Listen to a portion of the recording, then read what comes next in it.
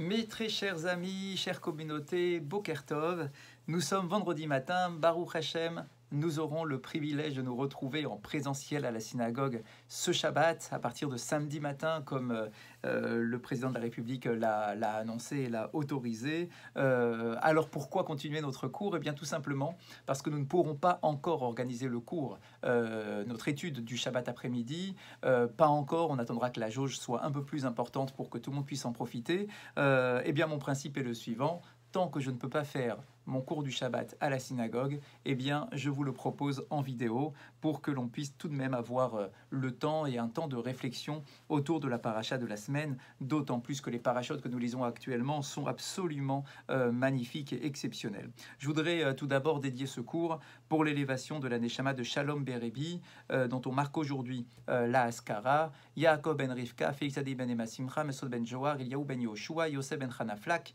Pinchas ben Rachel, Emmanuel ben Amram, Moshe ben Yamna, Shmuel ben Miriam, Shalom ben Miriam Amouyal et Jackie Yitzhak ben Shlomo Sebaoun. Au niveau des femmes, Daniel Batsara Mashto, Sarah Rosette Badona, Lucette Miriam Batrachel, Mesoda Batoraïda, Miriam Batalia, Huguette Fortuné Batester, dont nous commémorons également aujourd'hui la Haskara, Nathan ben Refoua Shelema pour Nathan ben Moshe, Kamous Ephraim ben Mazal ben Aïs, Yosef Aaron ben Rachel et Yaakov Kalev ben Sarah. Je voudrais commencer notre réflexion aujourd'hui en partant d'un enseignement extrêmement célèbre qui est basé sur un des versets des Teilim que nous connaissons tous, où Rabbi Shmuel bar Nachman nous enseigne Shir la ma'alot et sa'enai el harim. Nous connaissons tous ce verset dans les Teilim. Shir la ma'alot et sa'enai el harim. Je veux lever mes yeux vers les montagnes. Et sa'enai al haorim milifni, vela médaille, vela aussi shehem haorim. Excusez-moi. Donc on nous dit: je veux lever mes yeux vers les montagnes, mais nos maîtres nous disent: ne lis pas le mot harim, mais horim. Je veux lever mes yeux vers mes parents.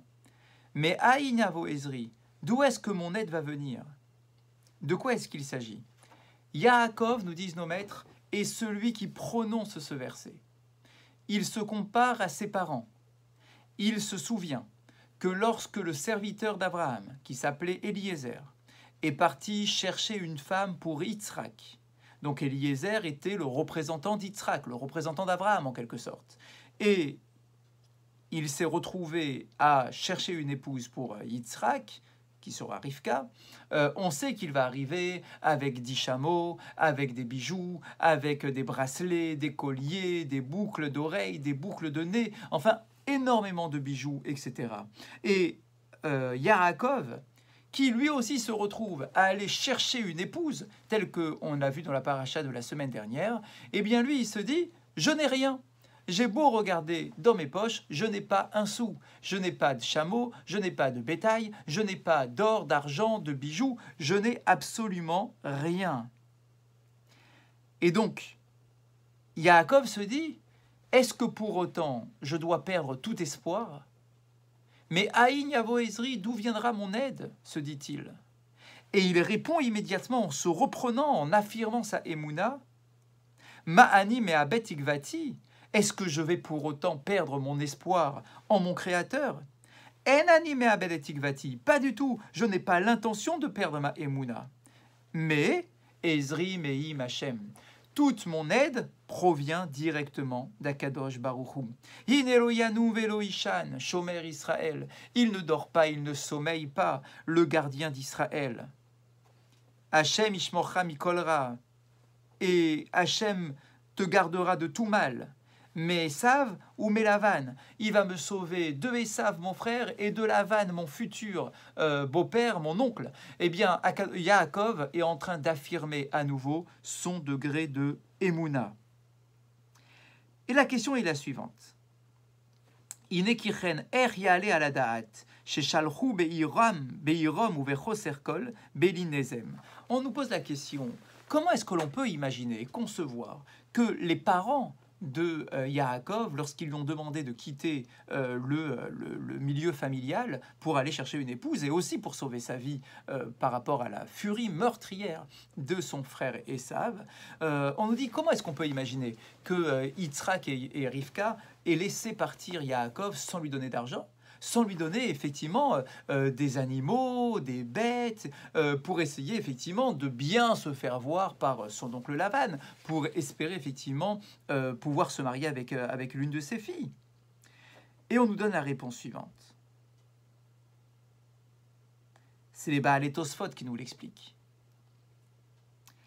Eliezer, Eved, Avi, Abba, Ayu beyadav nezamim betzmidim. Donc on reprend. Eliezer, qui était le serviteur de mon grand-père, lorsqu'il est arrivé pour chercher son épouse, il est arrivé avec beaucoup d'or et d'argent. Mais moi, Yaakov, je n'ai plus rien. Pourquoi est-ce que Yaakov n'avait rien? Bien évidemment que ses parents lui avaient donné. Il lui avait donné énormément pour bien se faire voir par Lavan. Il savait ce qui impressionnait Lavan. Mais les fils Sheradaf Eliphaz ben Esav. On nous raconte l'histoire de Eliphaz. Qui est Eliphaz? C'est son propre neveu. C'est le fils de son frère jumeau, le fils d'Esav. Esav a envoyé son fils en lui disant « Je t'envoie, je te donne une mission. Tu vas courir derrière ton oncle Yaakov et je t'ordonne de le tuer, de le mettre à mort. » Ulfi shegadal Eliphaz becheko shel Yitzhak mashach yado. Amarlo ma'ese letzivui shel Abba. Amarlo Yaakov tol ma shebeyadi veheani chashuv kemet. L'enseignement, le Midrash nous dit, rapporté notamment par Rashi, on nous dit que Eliphaz arrive devant Yaakov, mais le problème c'est que il ne se voit pas tuer son oncle. C'est son oncle. Il a grandi avec lui. Et donc il lui dit, Yaakov, dis-moi ce que je peux faire. Mon père m'ordonne de te retirer ta vie. J'ai l'obligation de respecter mon père. Mais tu es mon oncle et je ne vois pas comment je pourrais t'assassiner. Et Yaakov lui répond, j'ai une solution, prends toute ma richesse, prends tous mes biens, tout mon argent, toutes mes bêtes, tout ce que m'avaient donné mes parents, prends tout, et nous avons un principe qui est développé par ailleurs dans la Gemara, qui nous dit « Ani chashuv kemet » qu'un pauvre est considéré comme un mort. Parce qu'il n'a aucune indépendance, il ne peut pas faire ce qu'il a envie. Quelqu'un qui est dénué de tout bien est considéré comme un mort. Il n'est pas mort physiquement, bien évidemment. On comprend le sens de cette expression. Parce qu'il n'a aucune indépendance, il n'a aucune liberté. Et c'est exactement ce qui va se passer. Eliphaz, le neveu de Yaakov, se retrouve donc à dévaliser son oncle avec son autorisation, mais tout de même à retirer toute la fortune de son oncle pour respecter la vie de son oncle tout en respectant l'ordre donné par son père. On a un autre enseignement, celui des Baalei Tosfot, qui va dans le même sens, mais juste pour que l'on ait toutes les variantes de l'enseignement. Les Baalei Tosfot, dans le livre de Shemot, sur le passage où Amalek vient attaquer le peuple d'Israël. Vayavo Amalek. Amalek vient pour combattre le peuple d'Israël dans la ville de Rephidim. Le Baalei Tosfot rapporte Nimtsa ba midrash. On trouve un midrash. Esav ishbia et Eliphaz beno larog et Yaakov. Comme on vient de le rapporter dans le midrash, nous-mêmes, Eliphaz a reçu l'ordre de son père de tuer Yaakov. Pour plusieurs raisons, parce qu'il lui a, à ses yeux, dérobé son droit d'aînesse, et parce qu'il lui a également volé, à ses yeux toujours, les bénédictions de son père. Ve'amarlo beni bechori im ta'argehu tashuv lecha habechora. Et ça va essayer de séduire Eliphaz. Il a bien vu que Eliphaz n'était pas prêt à le tuer. Peut-être que Eliphaz n'avait pas un tempérament non plus de criminel. Il lui dit, écoute, c'est pas simplement de mettre à mort ton oncle, mais comprends bien que si jamais tu arrives à tuer Yaakov, c'est toi qui vas récupérer le droit d'aînesse. Et donc c'est toi qui vas avoir le privilège de servir à Kadosh Baruch Hu. Et là, l'enseignement est un peu différent du premier que nous avons cité. Eliphaz a été demander conseil à sa mère. Et c'est sa mère, qui s'appelait Timna, c'est sa mère qui lui a demandé de ne pas tuer Yaakov, en lui disant « Béni, Yaakov Gibor Mimcha Yargecha ». Et lui dit « Mon fils, Yaakov est plus fort que toi, et il te tuera. » Ve'avicha aracha, im lo haya yere mimenu pen yargeu, ayachafes leorgo miyado.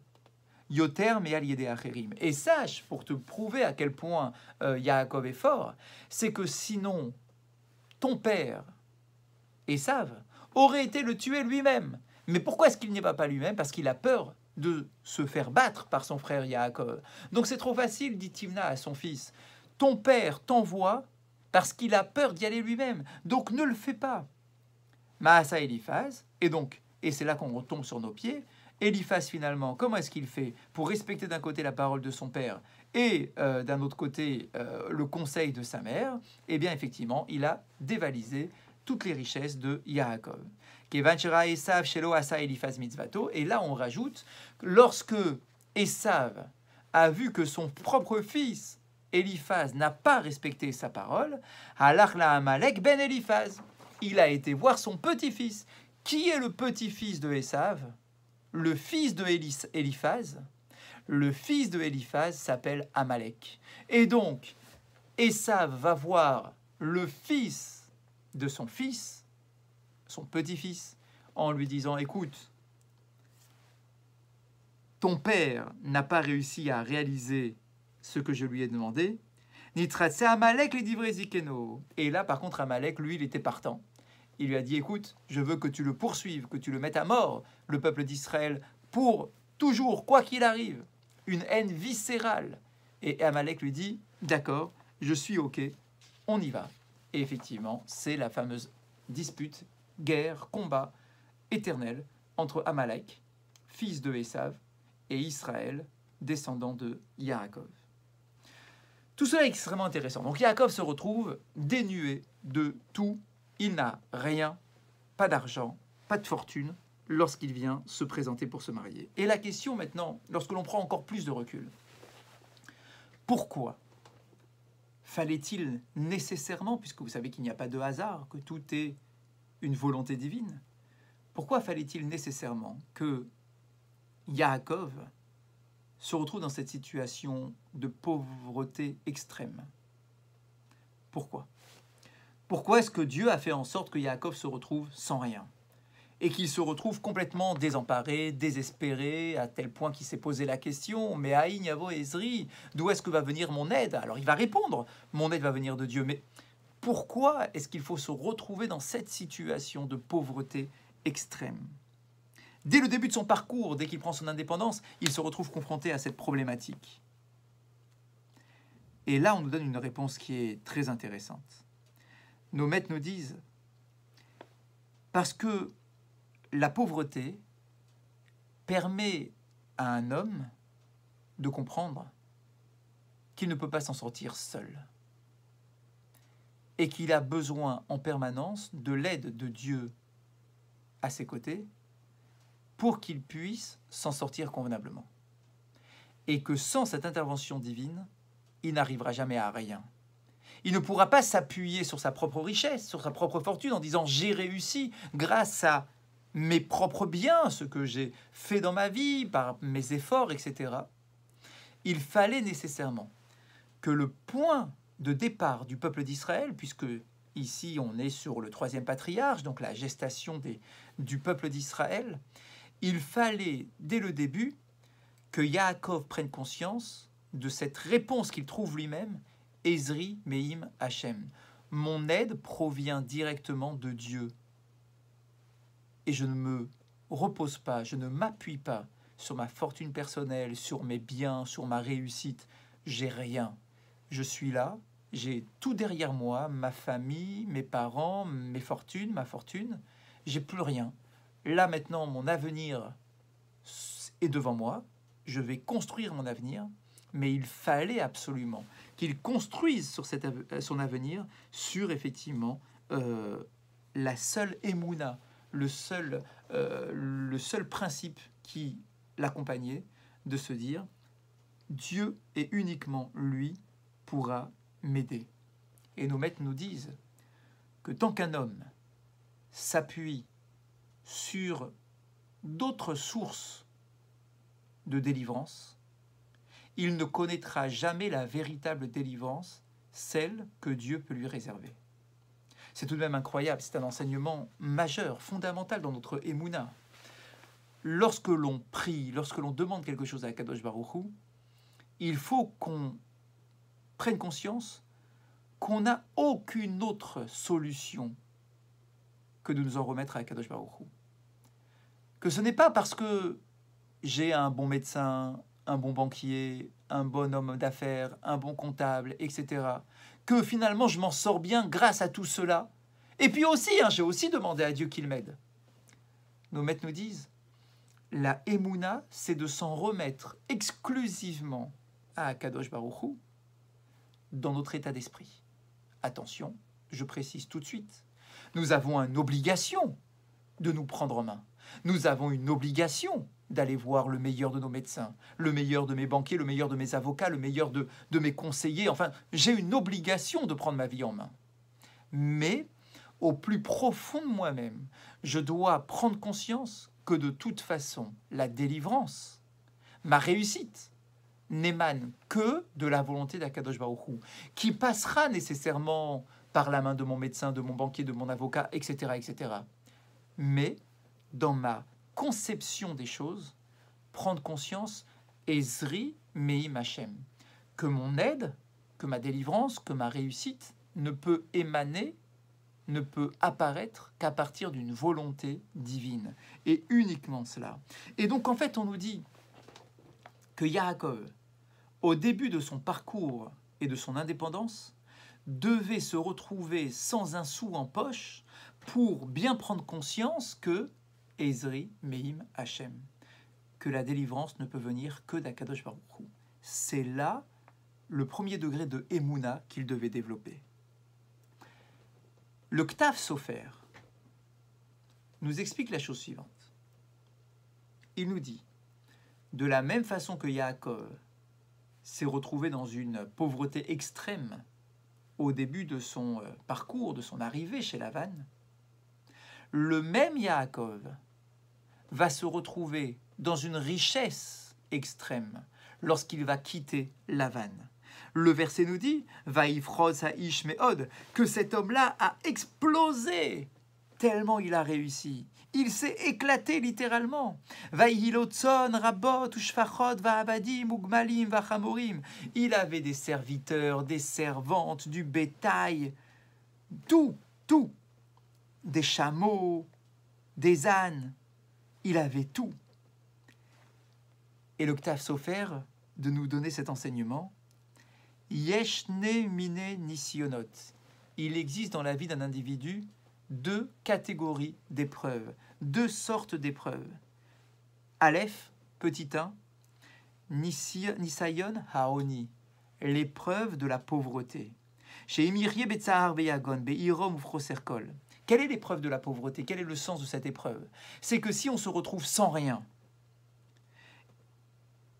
et que l'on arrive à ne pas rejeter notre lien avec Dieu, à quand même avoir de la Emouna, et que malgré les difficultés, je reste attaché à mon Créateur, c'est effectivement une épreuve qui est particulièrement difficile à surmonter. Mais c'est une épreuve. Si j'arrive à maintenir ma Emouna malgré tout, j'aurai réussi l'épreuve de la pauvreté. Yaakov a été confronté à cette épreuve au début de son parcours. Et le Ktav Sofer de rajouter, bête, petit 2, Nisayon, il y a une deuxième épreuve qui est celle de la richesse. Chez Arom Leva va Adam, vous allez dire, mais c'est pas une épreuve la richesse. La richesse, c'est de la joie, c'est de la réussite, c'est du bonheur. Ce n'est pas une épreuve. Et le Ktav Sofer écrit, pas du tout, c'est oui une épreuve. Parce que lorsque l'on est riche, on peut tomber dans l'orgueil.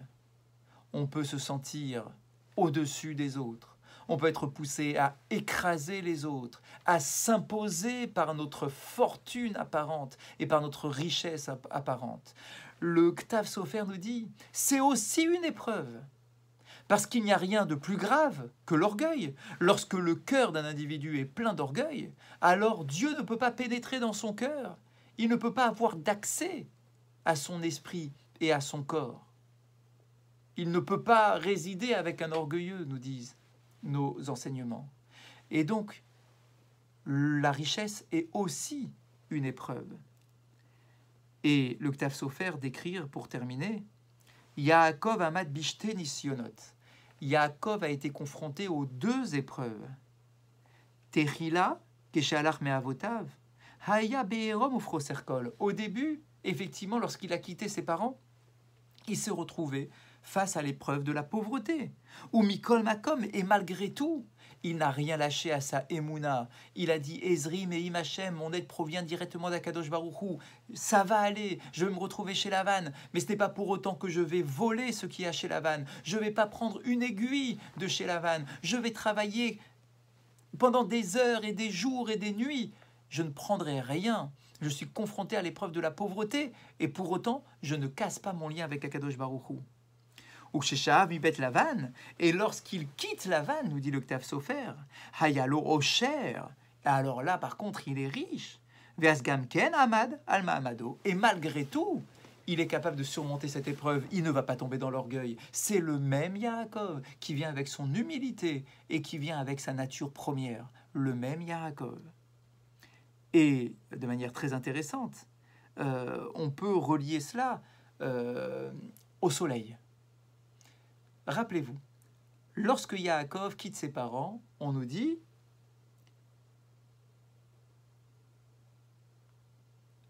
excusez-moi, je cherche juste le verset, voilà. On nous dit qu'il est arrivé à l'endroit, qui bat à Shemesh, qu'il est arrivé à l'endroit où, d'un coup, il a fait nuit. Le soleil s'est couché. Et le Ktav Sofer nous expliquait, symboliquement, bien évidemment, le soleil qui se couche représente la réussite d'un individu qui disparaît. Il était riche, tout allait bien dans sa vie, tout était bien organisé, il avait son Beth Midrash, il avait sa yeshiva, il étudiait, il avait ses parents, tout allait bien. Et il y a un moment, son soleil se couche. Il devient pauvre, il a les difficultés, son frère le déteste, il veut le mettre à mort, il va se retrouver chez Lavan, ça va être compliqué, etc. Son soleil se couche. C'est la complexité et l'épreuve de la pauvreté qui, symboliquement, est représentée par ce soleil qui se couche, la réussite qui disparaît. Mais lorsqu'il va quitter Lavan, lorsqu'il va quitter son frère Esav après leur fameuse rencontre, on nous dit quoi? On nous dit à ce moment-là Vaizrachlo Hashemesh, que le soleil s'est levé pour lui. Nos commentateurs posent la question, comment ça le soleil se lève pour lui? Le soleil se lève pour le monde entier. D'accord, pourquoi est-ce qu'on dit que le soleil se lève pour lui? Interprétation. Eh bien là, par contre, c'est la réussite, la richesse qui se remet en place. Il a les deux moments dans sa vie. Il a un moment où le soleil se couche, c'est l'épreuve de la pauvreté. Il y a un moment où le soleil se lève, c'est l'épreuve de la richesse. Mais Yaakov reste le même. Il a les mêmes valeurs, les mêmes qualités humaines. C'est le même personnage. Il commence par l'épreuve de la pauvreté avant celle de la richesse, nous disent nos maîtres. Et effectivement, c'est à prendre avec beaucoup de recul et de réflexion. Nos maîtres affirment que l'épreuve de la pauvreté est plus simple à surmonter. Je mets tous les guillemets que vous voulez, toutes les pincettes bien évidemment, et tout le respect face à ceux qui doivent surmonter l'épreuve de la pauvreté. Mais juste en prenant du recul. Nos maîtres nous disent que l'épreuve de la pauvreté est plus simple à surmonter que l'épreuve de la richesse. Pourquoi? Sur quel point? C'est terrible, hein, la pauvreté, bien évidemment. Mais à quel point? Sur quel point? Parce que lorsque l'on est pauvre, naturellement on se tourne vers Dieu.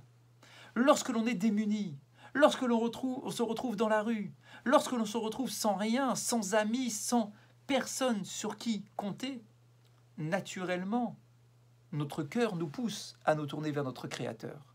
Donc le lien au niveau de la Emouna peut être maintenu et peut même être développé. Lorsque l'on a de la richesse, et c'est pour ça que c'est une épreuve, notre lien avec Dieu est plus difficile à entretenir parce qu'on a l'impression qu'on n'a pas besoin de lui. On a l'impression qu'on peut se débrouiller tout seul. Et donc nos maîtres nous disent, avec beaucoup de recul, que la pauvreté est une épreuve plus simple à surmonter d'un point de vue de notre émouna que la richesse. Bien évidemment avec, encore une fois, beaucoup de pincettes et de profondeur pour le dire.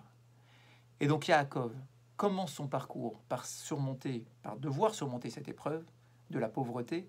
Et ensuite, une fois qu'il sera déjà bien assis, bien fort dans sa émouna, il va être confronté à l'épreuve de la richesse et il va surmonter les deux épreuves. Et d'ailleurs, juste pour terminer, alors bien évidemment, on peut retrouver cette symbolique au niveau de l'échelle. Qu'est-ce que l'on dit sur le fameux rêve de Yaakov? On nous dit qu'il rêve d'une échelle. L'échelle qui est posée sur le sol, dont les pieds reposent sur terre, et dont l'extrémité supérieure est dans le ciel. Eh bien, on nous dit que c'est exactement le niveau d'un être humain. C'est l'être humain qui est sur cette échelle. Il y a des moments où on est en bas de l'échelle, il y a des moments où on est en haut de l'échelle sociale, de l'échelle de la réussite, de toutes sortes d'échelles que l'on peut imaginer. Il y a des moments où on est en bas, des moments où on est en haut. Mais le tout est de ne pas perdre l'essentiel. Quel est l'essentiel sur cette échelle? C'est que Dieu se trouve en haut de l'échelle. C'est-à-dire que quelle que soit ma place à moi, que ça soit en bas ou en haut, mon lien avec Akadosh Baruch Hu ne doit pas être remis en cause. Ma émouna ne doit pas être affaiblie par ma richesse ou par ma pauvreté, mais créer un lien, quoi qu'il arrive. C'est un enseignement qui est bien évidemment majeur, vous l'aurez compris, et qui s'adresse à chacun d'entre nous. Ce n'est pas que Yaakov, tout cela, ce sont des enseignements pour nous. Quel que soit le moment, la pauvreté, la richesse, les échecs, la réussite, ne jamais détacher notre lien avec Akadosh Baruch Hu, au contraire, le développer, et que malgré la pauvreté, la pauvreté est également nécessaire pour prendre conscience qu'on ne peut rien faire sans l'aide d'Akadosh Baruch Hu, et quelque part, nous sommes tous en manque, nous sommes tous pauvres de quelque chose. Pauvres d'une réussite, pauvres d'un sentiment, pauvres d'une richesse, pauvres d'un bien-être particulier. Eh bien, ce sentiment-là est important aussi pour prendre conscience qu'on ne peut pas réussir, qu'on ne peut rien réussir sans l'intervention d'Akadosh Baruch Hu, et c'est aussi l'un des messages que l'on peut apprendre à travers cette paracha. Je vous souhaite de passer un très très bon Shabbat, et n'oubliez pas, ce Shabbat, nous aurons le privilège de retourner à la synagogue avec une jauge qui est très limitée, 30 personnes, ce n'est pas grand-chose, mais c'est déjà 30 fois plus de personnes que la semaine dernière où il ne pouvait y avoir personne à la synagogue. Bezrat Hashem, soyons patients, la jauge va augmenter très certainement, mais en tout cas, merci à Kadosh Baruch Hu de nous permettre de retourner à l'intérieur de nos synagogues et de prier à l'intérieur des murs de nos synagogues pour recréer et affirmer notre lien avec lui et avec nos prières. Shabbat Shalom à vous tous et à très bientôt.